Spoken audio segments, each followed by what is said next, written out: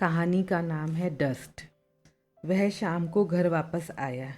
चेहरे पर अजीब सी चिपचिपाहट का अनुभव हुआ। उसने रुमाल से अपना चेहरा पोंछा और रुमाल की तरफ देखा। सफ़ेद रुमाल एकदम काला हो गया था। इतना कालापन! मैं तो ऑफिस जाकर कुर्सी पर बैठता हूँ, ना तो मैं फील्ड वर्क करता हूँ, ना ही किसी खदान में काम करता हूँ। रास्ते में आते जाते ट्रैफिक तो होता है, लेकिन मैं अपनी बाइक से जाता हूँ और हेलमेट यूज़ करता हूँ। फिर इतनी डस्ट कैसे? उसने टीवी पर समाचारों में देखा था कि महानगरों खासकर दिल्ली में इतना ज़्यादा प्रदूषण है कि लोगों को सांस लेने में तकलीफ होती है। दिवाली जैसे त्योहारों पर जब पटाखों का जहरीला धुआं वातावरण में फैलता है तो लोगों की आंखों में जलन होने लगती है और सांस लेने में दम घुटता है। ऐसे कई स्कूली बच्चों को मास्क लगाकर स्कूल जाते हुए देखा है। महानगरों की तरह क्या यहाँ भी प्रदूषण अपनी पकड़ बना रहा है? घर से वह नहा धोकर तैयार होकर निकलता है और जब वापस आता है तो नाक कान रुई से साफ करने पर कालापन निकलता है।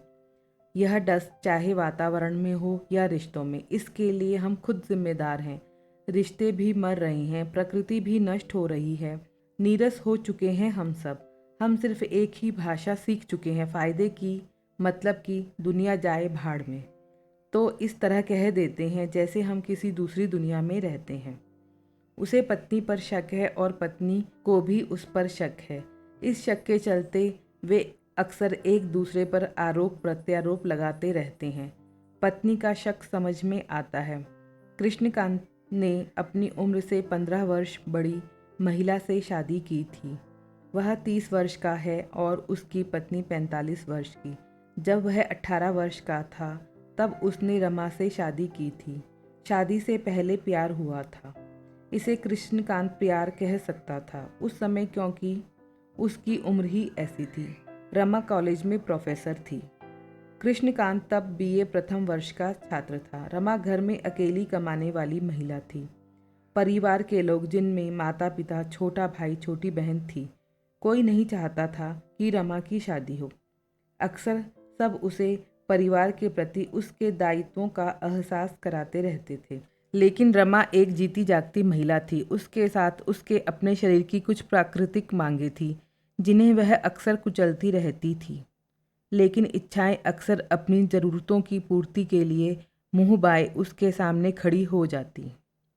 कृष्णकांत की उम्र में अक्सर लड़कों को अपने से ज़्यादा उम्र की महिलाओं से प्यार हो जाता है, पता नहीं क्यों। शायद उसकी कल्पना में भरी पूरी मांसल देह वाली स्त्रियां ही आकर्षित करती हों। कृष्णकांत को तो करती थी। नई उम्र का नया खून ज़्यादा जोश मारता है। शरीर का सुख ही संसार का सबसे बड़ा सुख मालूम होता है और कोई जिम्मेदारी तो होती नहीं इस उम्र में। पढ़ने के लिए भी भरपूर समय होता है और नौकरी करने के लिए तो अभी उम्र मात्र शुरू होती है, मिल जाएगी आराम से। और रमा मैडम जैसी कोई नौकरी पेशा स्त्री मिल गई तो यह झंझट भी खत्म। हालांकि उसे रमा की तरफ उसका आकर्षक शरीर, शरीर के उतार चढ़ाव और खूबसूरत चेहरा, जो था तो साधारण लेकिन उसकी दृष्टि में काफ़ी सुंदर था, उसे खींच रहा था। औरतें नज़रों से ही समझ जाती हैं पुरुषों के दिल की बात। रमा ने भी ताड़ लिया था कि कृष्णकांत नाम का सुंदर बांका जवान उसे ताकता रहता है। फिर उसे टाइप किए 3-4 पत्र भी मिले जिसमें किसी का नाम नहीं लिखा था, बस प्यार भरी बातें लिखी थी। रमा समझ गई कि ये पत्र कृष्णकांत ने ही उसे लिखे हैं। रमा ने उससे कॉलेज के बाहर मिलने को कहा। रमा के बताए नियत स्थान व समय पर वह पहुंचा। अंत में डरा और सहमा हुआ था कृष्णकांत, लेकिन रमा के शरीर में उसके पत्रों को पढ़कर चिंगारियां फूट रही थी। वह तो केवल कॉलेज में प्रोफेसर थी, सबकी नज़रों में घर में कमाऊ पूत। जो कुछ इश्क विश्क की बातें थी वो उसने फिल्मों में ही देखी थी। उसका मन होता कि कोई उससे प्यार भरी बातें करे, लेकिन अफसोस कि ऐसा कभी हुआ नहीं। और आज जब हुआ तो कॉलेज के छात्र से। कोई दूर या पास से देख भी लेता तो यही सोचता कि छात्र और प्रोफेसर बात कर रहे हैं। रमा ने कृष्णकांत से कहा, ये पत्र तुमने लिखे हैं? कृष्णकांत चुप रहा तो रमा ने आगे कहा, मैं जानती हूँ कि तुमने ही लिखे हैं, डरो मत, स्पष्ट कहो और सच कहो। मैं किसी से नहीं कहूँगी। जी मैंने ही लिखे हैं। क्यों, प्यार करते हो मुझसे? जी। उम्र देखी है अपनी और मेरी। कृष्णकांत चुप रहा तो रमा ने ही चुप्पी तोड़ी और कहा, क्या चाहते हो मुझसे? शादी, प्यार या सेक्स? जी प्यार। और उसके बाद? कृष्णकांत फिर चुप रहा। शादी नहीं करोगे? बस मजे करने हैं? रमा की यह बात सुनकर कृष्णकांत भी खुल गया। उसने कहा, शादी करना चाहता हूँ, प्यार करता हूँ आपसे। कौन तैयार होगा इस शादी के लिए? तुम्हारे घर वाले मानेंगे, मेरे तो नहीं मानेंगे। मैं इसके लिए सारी दुनिया से लड़ने को तैयार हूँ, कृष्णकांत ने कहा। सच कह रहे हो? रमा ने उसे तौलते हुए कहा। जी। तो फिर मेरे हिसाब से चलो। इस छोटे शहर में तो हमारे प्रेम का मजाक उड़ाया जाएगा। हम दूसरे शहर चलते हैं। मैं अपना ट्रांसफ़र करवाई लेती हूँ। छोड़ सकते हो अपने घर को? कृष्णकांत को तो अब मानो मुंह मांगी मुराद मिल गई। एक पुरोहित को पैसे दिए, 2 गवाह साथ रखे और शादी के फोटोग्राफ लिए। मंदिर में शादी की, दोनों घर में झूठ बोलकर हनीमून के लिए निकल गए। कृष्णकांत ने जैसी स्त्री के सपने देखे थे, ठीक वैसा ही रमा में पाया और वर्षों पुरुष संसर्ग को तरसती रमा पर भरपूर प्यार की बरसात की कृष्णकांत ने। दोनों तृप्त थे। रमा ने अपना तबादला करवा लिया, घर में किसी को कुछ नहीं बताया। घर के लोग हंगामा खड़ा कर सकते थे। कृष्णकांत ने भी घर में झूठ बोला कि उसका एडमिशन कृषि महाविद्यालय में हो गया है। 12वीं तक की पढ़ाई उसने कृषि विज्ञान से की थी। आगे की पढ़ाई के लिए पिता ने उसे अपनी आर्थिक स्थिति का हवाला देकर दूसरे शहर में पढ़ाने से इनकार कर दिया। लेकिन जब कृष्णकांत ने कहा कि उसने प्रवेश परीक्षा क्लियर कर ली है और पढ़ाई का खर्च वह छात्रवृत्ति से निकाल लेगा, तो घर में किसी ने विरोध नहीं किया। रमा ने भी कह दिया, जब तक उसे सरकारी क्वार्टर नहीं मिल जाता वह घर में किसी सदस्य को नहीं ले जा सकती। पैसे मनी ऑर्डर से हर माह भिजवा दिया करेगी, लेकिन मेरे अपने खर्च भी होंगे, इसलिए मैं आधी तनख्वाह ही भेज पाऊंगी। दूसरे शहर में आकर दोनों पति पत्नी की तरह रहने लगे। कृष्णकांत का सारा खर्चा रमा ही उठाती। उसके लिए नए नए कपड़े खरीदती, एक बाइक भी खरीदी जिसमें कृष्णकांत रमा को लेकर कॉलेज जाता। कृष्णकांत बीए में ही पढ़ रहा था। कॉलेज में कृष्णकांत से कोई लड़की बात करती और रमा देख लेती तो वह ढेरों प्रश्न पूछती। रमा भी किसी प्रोफेसर या प्रिंसिपल के साथ कहीं जाती या उनसे हंसते हुए बात करती तो वह भी प्रश्नों की झड़ी लगा देता। 3-4 वर्षों के भरपूर वैवाहिक आनंद को लूटने के बाद रमा शंकित रहने लगी कृष्णकांत की तरफ से, और कृष्णकांत का रमा के प्रति आकर्षण धीरे धीरे कमज़ोर होने लगा। एमए में पहुंचने पर कृष्णकांत को अपने रोजगार की चिंता सताने लगी। शायद इसीलिए वह रमा की पूछताछ और संदेह भरे प्रश्नों को झेल जाता कि रमा नहीं होगी तो उसकी आर्थिक ज़रूरतें कैसे पूरी होंगी। वह रमा से जुड़ा रहा। रमा ने उस पर लगाम लगाए रखी ताकि घोड़े को बिदकने का मौका ना मिले। एक समय वह भी आया जब उसी कॉलेज में अस्थायी रूप से कृष्णकांत को असिस्टेंट प्रोफेसर की नौकरी मिल गई। रमा ने दबाव बनाया कि वह अपने घर वालों को अपनी शादी के बारे में बता दे। कृष्णकांत ने कहा, कोई स्वीकार नहीं करेगा इस शादी को। पता चल गया तो तलाक करवा कर मानेंगे। अच्छा है यह बात घर तक ना पहुँचे। और तुम्हारे घर वालों ने तुम्हारी शादी कहीं और तय कर दी तब क्या होगा? ऐसा तो वे करेंगे ही, उन्हें हमारी शादी के बारे में थोड़े पता है। लेकिन मैं करूँगा नहीं। तुम स्वयं को असुरक्षित महसूस करना बंद कर दो। मैं क्यों असुरक्षित महसूस करने लगी भला? पक्की सरकारी नौकरी है मेरे पास। मैं आर्थिक रूप से स्वतंत्र हूँ। तुम कॉलेज की लड़कियों से बहुत घुल मिलकर बातें करते हो, मुझे पसंद नहीं। तुम भी तो करती हो। तो क्या मैं चरित्रहीन हो गई बात करने से? तो क्या मैं हो गया? तुम क्यों होने लगे मर्द जो ठहरे? यह ठप्पा तो हम स्त्रियों पर ही लगता है और तुम बात का बतंगड़ बना रही हो। जो देख रही हूँ वही कह रही हूँ। तुम चाहती क्या हो? मैंने सब तुम्हारे हिसाब से किया। मैंने भी सब तुम्हारे हिसाब से किया। फिर पहले जैसा प्यार क्यों नहीं करते? कहाँ गया वह जोश? शारीरिक संबंध बनाना ही प्यार नहीं होता। पहले जैसी प्यार भरी बातें भी तो नहीं करते, खिंचे खिंचे से रहते हो। तुम्हें शक की बीमारी है। शक नहीं, यकीन है मुझे। हुआ करे, मैं क्या कर सकता हूँ। हाँ, अब तो तुम जो भी करोगे पूनम के लिए ही करोगे। खबरदार जो पूनम का नाम बीच में लाई तो। क्यों, मिर्ची लगी क्या? पूनम अच्छी लड़की है। वह तुम्हारी स्टूडेंट है, लेकिन हम उम्र भी है। आए दिन दोनों में तकरार बढ़ती रहती। कृष्णकांत के पिता उसके रिश्ते की खबर कई बार पहुंचा चुके थे। आ जाओ लड़की देख लो। कृष्णकांत हर बार टालता रहता था। रमा के साथ उसने 12 वर्ष गुजार दिए थे। बाद के कुछ वर्षों में वह रमा से बचने लगा था। उसके आकर्षण का केंद्र थी पूनम। रमा की तरफ से उसका आकर्षण पूरी तरह से खत्म हो चुका था। वह समझ चुका था कि रमा से उसका जो प्यार था वह मात्र दैहिक आकर्षण था। प्यार तो उसे अब पूनम से था, जिसकी उम्र 27 वर्ष के आसपास थी, जो एमए फाइनल की छात्रा थी। पूनम उसे और वह पूनम को छिप छिप कर देखते थे शुरू में, फिर नज़रें बराबर मिलती और वे मुस्कुरा देते। यह अच्छा था कि रमा ने कॉलेज में स्वयं नहीं बताया था कि कृष्णकांत उसके पति है, ताकि लोग उम्र के इस अंतर को मजाक न समझें। रमा समझ रही थी कि उसने कृष्णकांत के साथ अपनी जिस्मानी ज़रूरतें पूरी कर ली है। वह यह भी जानती थी कि उम्र के इस अंतर को मिटाया नहीं जा सकता।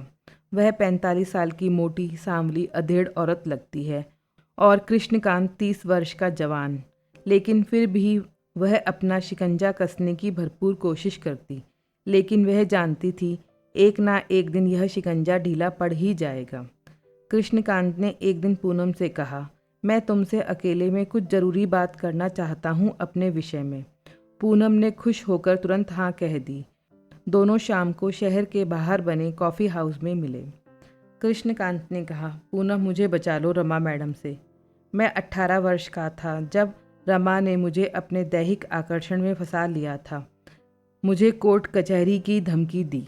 मैं मजबूर हो गया। घर में गरीब माँ बाप हैं। रमा ने मुझसे ज़बरदस्ती शादी की। वे 18 वर्ष की मेरी कच्ची उम्र से ही मेरा दैहिक शोषण कर रही हैं। मैं क्या करूं? ये सब इतने भावुक और रोने वाले अंदाज में कहा कृष्णकांत ने कि पूनम की आंखें भर आई। पूनम ने कहा, शादी का कोई प्रूफ है? रमा के पास हो सकता है। तुम सब नष्ट कर दो और उससे अलग हो जाओ। अगर वह तुम्हें कोर्ट कचहरी की धमकी दे तो तुम भी दे सकते हो। मैं खड़ी हूँ तुम्हारे साथ। कुछ ना हो तो तलाक तो ले ही सकते हो। तुम अपनाओगी ना मुझे? हाँ क्यों नहीं, मैं आपसे प्यार करती हूँ और किसी भी हद तक जाने को तैयार हूँ। कृष्णकांत आश्वस्त हुआ। गवाहों का तो पता नहीं था। बरसों पुरानी बात थी। शादी के सबूत रमा की अलमारी में थे, जिन्हें तलाश कर कृष्णकांत ने नष्ट कर दिए। रमा को जब पूनम के साथ कृष्णकांत ज़्यादा समय गुजारते दिखने लगा तो रमा ने उसे लंपट, आवारा, नीच कहा। कृष्णकांत ने पलटकर कहा, तुम क्या हो? तुमने अपनी दैहिक ज़रूरतों को पूरा करने के लिए मुझे फंसा कर रखा। शर्म आनी चाहिए तुम्हें। तुम सेक्स की भूखी हो। मैं तुम्हें कोर्ट में घसीटूंगी, दैहिक शोषण का आरोप लगाकर जेल भिजवाऊंगी और मैं छोड़ दूंगा तुम्हें। मैं भी तुम पर दैहिक शोषण का आरोप लगा सकता हूँ। तुम्हारे घर वालों को, अपने घर वालों को बता दूंगा सब कुछ। लोग तुम पर हंसेंगे, ना कि मुझ पर। शादी हुई है हमारी। सबूत कहाँ है? कोर्ट मंदिर में की गई शादी नहीं मानता और उस समय मेरी उम्र 18 वर्ष भी नहीं हुई थी। अवयस्क उम्र के लड़के से विवाह करने के अपराध में तुम्हें सजा भी हो सकती है। सारा शहर तमाशा देखेगा। यदि शादी साबित कर भी देती हो तुम, तब भी मैं तलाक तो मांग ही सकता हूँ। अब तुम पर है कि हंगामा खड़ा करना है या शांति से मसले को सुलझाना है। रमा समझ चुकी थी कि तीर कमान से निकल चुका है। अब कुछ नहीं हो सकता। फिर बेमेल संबंधों को कब तक खींचा जा सकता है? अच्छा यह हुआ कि सावधानी रखने के कारण उनकी कोई संतान नहीं थी। रमा के माता पिता भी अब कहने लगे, बेटी अपना फ़र्ज़ निभा लिया। भाई बहनों को पढ़ा लिखा कर काम धंधे में लगा दिया, उनका विवाह कर दिया। अब कोई अपने हिसाब का लड़का तलाश और शादी कर ले। रमा वापस अपने शहर आ गई। उसने कृष्णकांत से जुड़ी सारी यादें मिटा दी। शादी के और उसके बाद के सारे फ़ोटो नष्ट कर दिए। कृष्णकांत भी आज़ाद हो गया।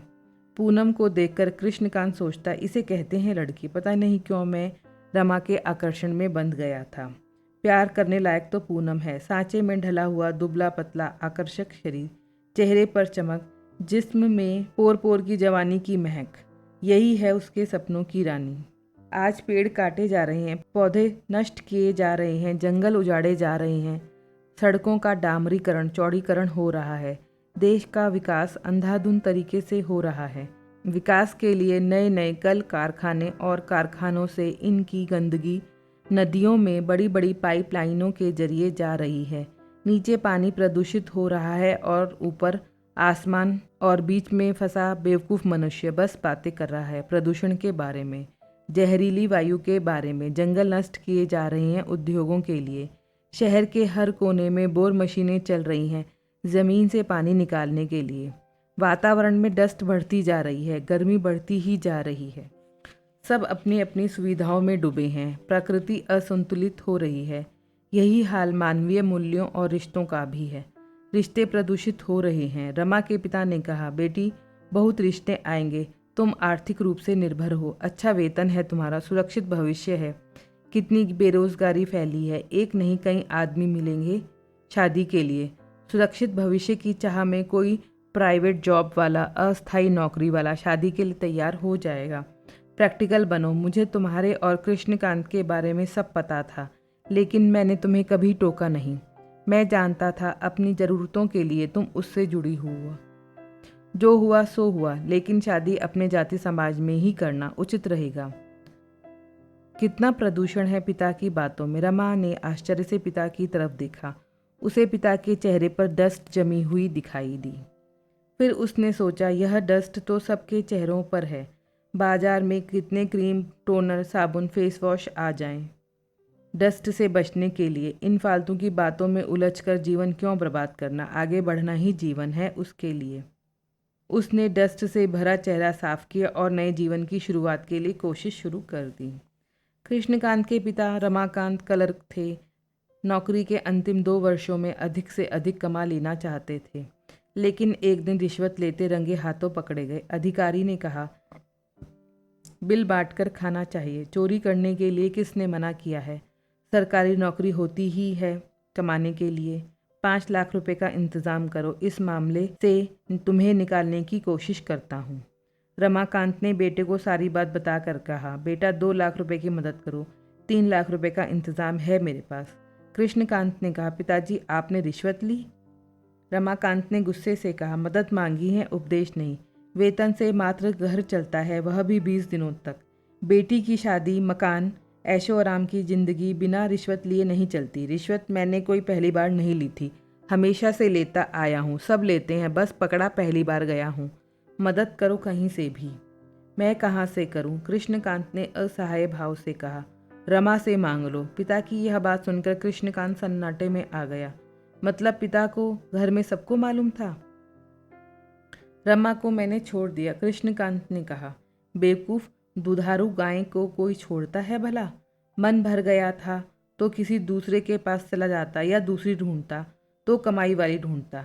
नहीं कर सकता तो मेरे कहने से शादी कर। 5 लाख रुपए दहेज दे रहे हैं लड़की वाले। जल्दी आजा, चट मंगनी पट ब्याह कर देते हैं। मैं एक जगह बात करके देखता हूँ। जो करना है जल्दी करना जी। कृष्णकांत ने फ़ोन काट दिया। क्या पिता है, सब मालूम था और ऐसे बन रहे थे जैसे कुछ मालूम ना हो। रिश्तों में लालच की कितनी डस्ट जमी हुई है। चारों तरफ प्रदूषण फैला है, पैसा ही सब कुछ हो गया है। इंसानी रिश्ते, भावनाएं, सब में डस्ट जम गई है। पैसों और ज़रूरतों के आगे सब कचरे का ढेर हो गया। कचरों के ढेर में आग लगाओ और जहरीला धुआं वातावरण में फैलने लगता है। कृष्णकांत ने खुद क्या किया? वही जो रमा ने किया। लेकिन कृष्णकांत को पिता की यह बात ठीक लगी कि दुधारू गाय है, क्यों छोड़ दी। लेकिन पिता को क्या बताए, दुधारू गाय का भी दूध ज़्यादा निकालो तो वह भी सींग मारने लगती है, पैर झटकने लगती है। कृष्णकांत ने पूनम से बात की। पूनम ने अपने पिता सेठ महेश चंद्र से मिलवाया, शादी की बात की, साथ में 2 लाख रुपए मदद की भी बात रख दी। सेठ महेश चंद्र गुस्से में आ गए। उन्होंने कहा, मैं दहेज के खिलाफ हूँ, फिर तुम्हारी नौकरी कौन सी स्थायी है, न जाने कब छूट जाए। फिर उन्होंने अपनी बेटी को समझाते हुए कहा, अपनी बराबरी वालों से रिश्ता करना चाहिए। दोस्ती तक ठीक है, शादी के पहले 2 लाख रुपए मांग रहा है, बाद में 50 लाख रुपए भी मांग सकता है। शादी के लिए तुम्हें यही लड़का मिला था? मैं अपनी अमीर बिरादरी में क्या मुंह दिखाऊंगा लोगों को? लोग क्या कहेंगे कि सेठ महेश चंद्र ने अपनी बेटी की शादी एक अस्थायी नौकरी वाले लड़के से कर दी। मैं तुम्हें एक होशियार लड़की समझता था बेटी, लेकिन तुम भी प्रेम के नाम पर बेवकूफ़ बन गई। शादी अपने बराबर वालों से भविष्य की सुरक्षा व सुखों को ध्यान में रखकर की जाती है। फिर उन्होंने कृष्णकांत से कहा, एक फ़ोन पर तुम्हारी नौकरी चली जाएगी, मेरी बेटी से दूर रहना। सेठ ने अब बेटी से कहा, अमेरिका जाने की तैयारी करो, आगे की पढ़ाई के लिए प्रेम जैसे वाहियात शब्दों से दूर रहो। बाद में पूनम ने कहा, कृष्णकांत, मैं अपने पिता की बात नहीं ठुकरा सकती। कृष्णकांत उदास होकर घर आ गया। उसने कहा, पिताजी, मैं आपके कहे अनुसार शादी करने को तैयार हूँ। पिता ने 5 लाख रुपए सगाई में लेकर रिश्ता पक्का कर दिया। वे रिश्वत लेते पकड़े गए, रिश्वत देकर छूट गए। कितने ही प्रकार के प्रदूषण हैं इस देश में, जो पूरी धरती पर, लेकिन देश में ज़्यादा है वायु प्रदूषण, ध्वनि प्रदूषण, जल प्रदूषण, रिश्तों में प्रदूषण, नित नए कड़वे होते रिश्ते, विकास और सुरक्षित भविष्य के लिए सब अनदेखा कर रहे हैं। घर में गाड़ी, टीवी के लिए सब एक दूसरे को चूस रहे हैं। सेठ महेश चंद्र चोरी का माल खरीदते बेचते करोड़पति बन गए, लेकिन कैसे बने इस बात की उन्हें रत्ती भर परवाह नहीं थी।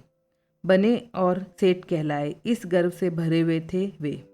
पूनम ने प्रेम तो किया था, लेकिन सुरक्षित भविष्य के डर से वह कृष्णकांत से दूर हो गई।